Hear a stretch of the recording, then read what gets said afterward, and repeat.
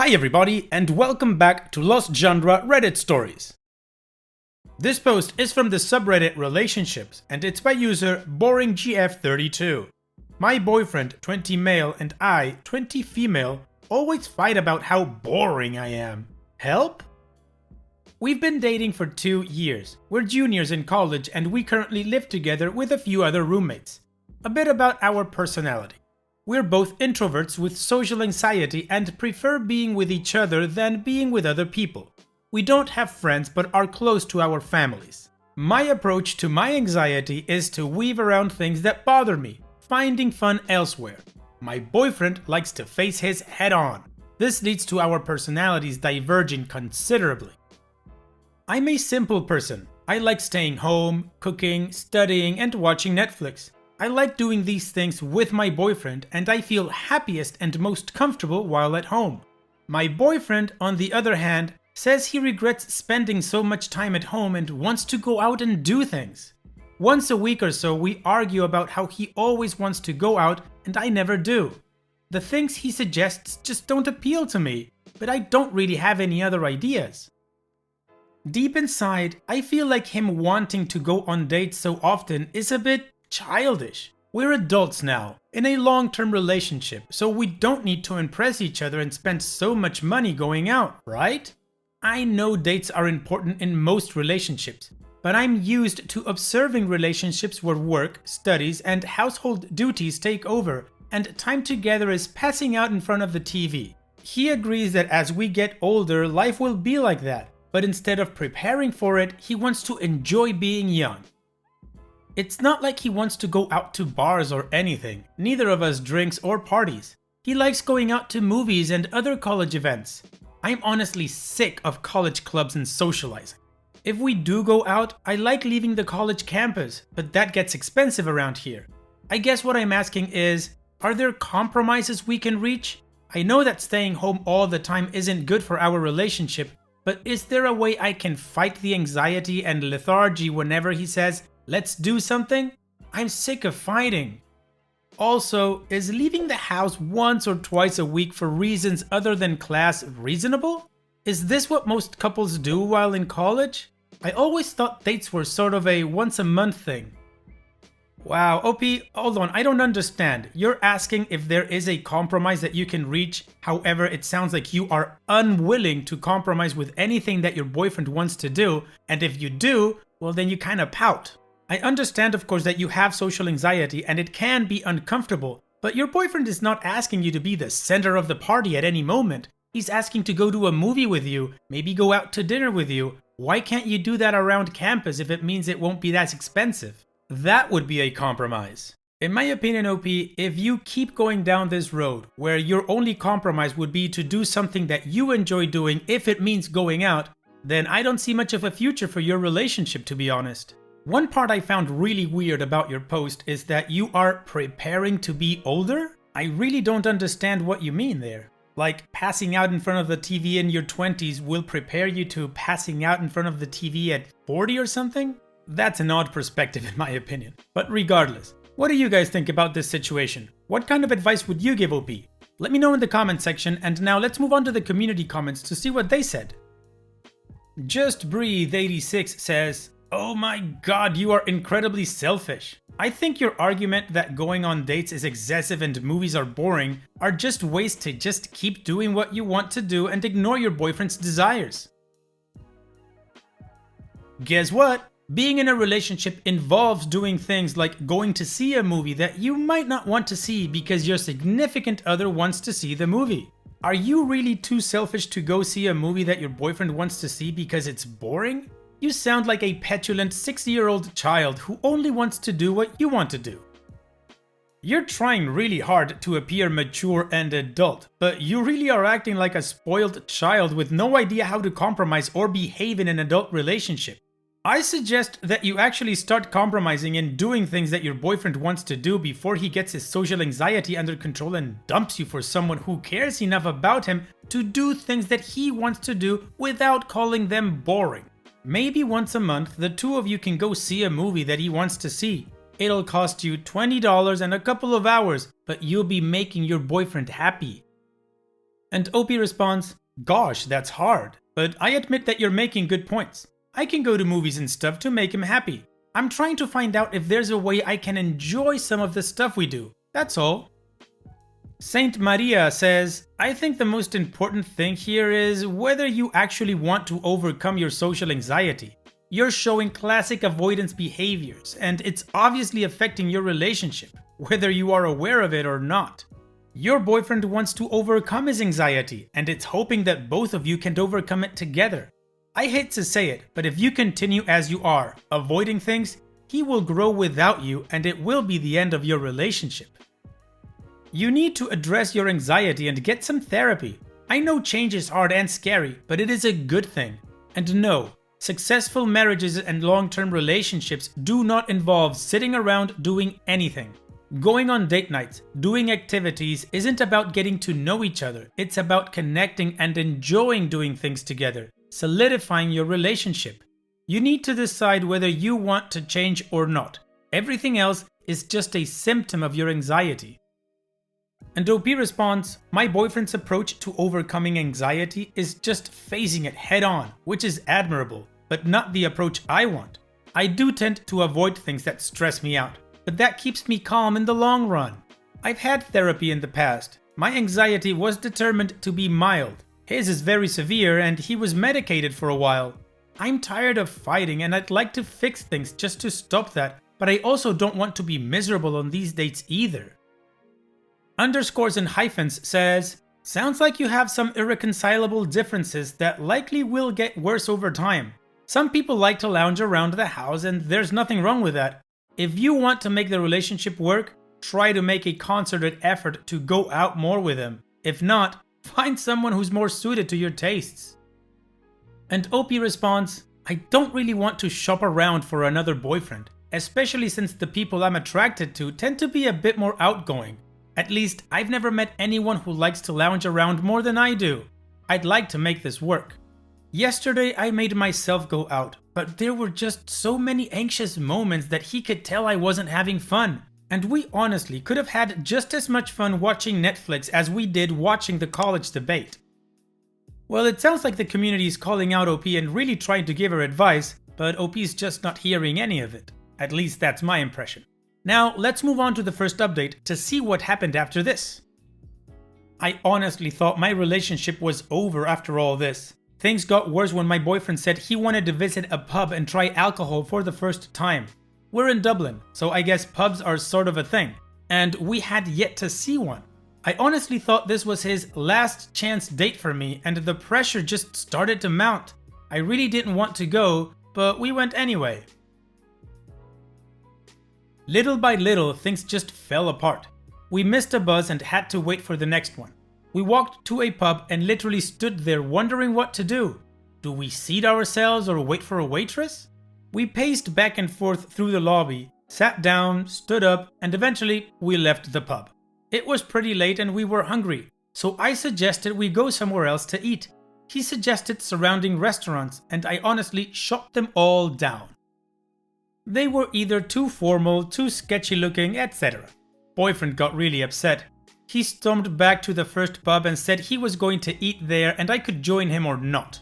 We fought for a while outside the pub. I was just really tense because I was pretty sure he was going to dump me, and he was sick of me constantly worrying about being seen or noticed in the pub. Finally, we sat down, ordered food, bought a beer, which was disgusting by the way. Now that we've sipped both beer and wine, we've determined alcohol is not for us. Over time, we started to feel better. We laughed a bit and it started to feel like a date. He asked me why I was so worried. I was way more tense and shaky than I usually am in public. I told him I thought he was going to dump me at the get-go. He said it hadn't even crossed his mind, that he understood how I felt and that I just needed a kick in the ass. We laughed, paid for food, bought and shared a milkshake and went home. I actually enjoyed the date, even though it was more expensive than I would have liked. It's a long, mostly irrelevant story, but I had to type it up. What should have been a simple date was just a roller coaster of emotion, and I'm honestly glad it all worked out. The date actually turned out fun. I don't honestly know where to go from here. I still feel like I'm not interesting enough for him to date, especially with his new mindset of trying everything and being adventurous. So I'm still really nervous, but today was okay. Maybe tomorrow will be too. Well, OP, baby steps. And also, I don't think you tried Chilean wine because your opinion would be different, but that's not my business. So now let's move on to the final update to see how this story ends. It's been a little while since I updated, so I thought I would. If you've seen my posts, you'd know that I was resistant to people's advice, and while some of it was very harsh, I did deserve a lot of it. What really made me wise up was something else though. I'm taking clinical psychology as an elective, and we covered anxiety and depression a couple of weeks ago. We watched a TED Talk by some psychologist who said that the only way his patients make progress with social anxiety is to face it head on. I did some research after class and found that was the consensus. I thought that was just my boyfriend's way of facing it and that there were other ways, but turns out what I was doing was making things worse. I'm sure you're all thinking, duh, avoidance makes things worse, but I had to find out for myself. No, I am not a social butterfly. I still don't have friends, but I've been trying to do a few things to make things up to my boyfriend. I went on a couple of group hikes with him. One of them was 7 miles up and down hills. I have no idea how I managed to do it. I was always way behind everyone else, gasping and wheezing, but they weren't allowed to leave me behind, so they waited. I was really ashamed, but nobody seemed mad at me and my boyfriend waited with me. He was really proud that I did it. In the end, I'm happy I got to do it, if only for the beautiful view. I've been trying to plan more dates. It's unfair for my boyfriend to plan things that I usually shut down, so I planned dinner and a free poetry slam in the area. He's not a poetry guy, but he went with me anyway and seemed to enjoy himself, and I did too. I've been trying to engage back into hobbies I used to have. I haven't watched Netflix since I last posted, no joke, and now have a plan for a National Novel Writing Month for upcoming November. We'll see how it goes. It'll also give me an excuse to go out to cafes and write. Other things. We're still pretty sure that drinking isn't for us, but we'll probably give it a few more tries in the future, but likely in group settings only, if we ever find a group. I spoke to my parents and they agreed to let me do some overnight travel since my grades have been good. Currently planning a trip with my boyfriend. Don't tell my parents I'm going with them, haha. I still have bad days, but I'm able to deal with them a bit better than I was. I'm keeping a journal and stuff from time to time, explaining my feelings to my boyfriend rather than letting them manifest unhealthy, that sort of thing. Therapy is still planned for when I go back to the States. I'm still crazy out of shape, but my boyfriend and I are talking about maybe changing that in the future. I'm really nervous about exercising in public though. Hopefully, I'll be able to get over that. Well, OP, this is great news, and like I said in the previous commentary, baby steps. You're taking one day at a time and you're going forward, but what I find the best is that you understood that the only way to solve problems is by actually trying to solve them instead of avoiding them. Anyways, OP, thanks for sharing and all the best in the future. Now, let's move on to the next post. This post is from the subreddit Malicious Compliance, and it's by user Rexy109. Don't fix the servers! Sure, can I have that in writing, please? So this happened to me a few years ago when people were allowed to roam the vast amount city streets without a mask. I am one of 3 co-owners of a local teaching company that also provided tech support. Now, one of our big-time clients was an office for whom we had deployed 3 to 4 servers and provided special tech support as they were one of our original clients. Now, the storage servers that we deployed in the firm were old and had started to wear down and to get slow. So I suggested replacing them with new, more reliable and faster ones. And the owner, a very douchebag of a dude, decided to wait till the weekend as they had a very huge and crucial project going on and he didn't want any time wasted as they were near the deadline. A week or so left, and told us to get the new servers ready to go. Basically put together the new servers and install the software, etc, etc. So that we could just go ahead and swap the servers and use the remaining time to check for errors, transport the necessary files for ongoing projects from the old servers to the new ones and all such stuff. Now, the office had an employee who would look after and approve any and all repairs related to the servers. We too had to get his approval for any repairs related to the servers unless we had direct consent from the owner. Here's the cast. Me, the above employee, Elliot, and the owner.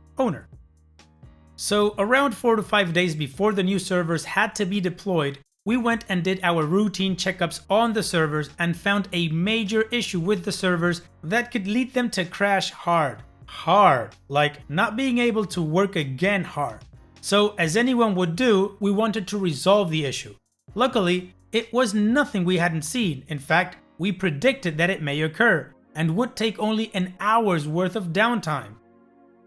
So we sent an email to Elliot that contained all the details of the issue and asked for approval for the resolve and repairs. Elliot, flat out within seconds, responded with a big no. We sent an email again, asking if he was sure and stuff, and gave more details about the issue and how all the servers may crash if the issue wasn't resolved. He again responded with a no. So I called the owner and he said to do as Elliot said. When I told him that Elliot said no, he said, "Then don't do it." I asked that he put it in writing. He said okay, and around 10 minutes later, we got an email stating the conversation I had with him, so we left it at that. The next day, we get a frantic call from the office saying that the servers had crashed, how they were behind schedule and how they could not do any work, and how it was our job to make sure there were no issues in the servers, and how we were to pay for their losses. I then calmly tell them that we in fact had told them about the issue and how serious it was, and that the servers may not work anymore, and that they had to wait till the weekend for the new servers to be deployed, as they were not completed yet.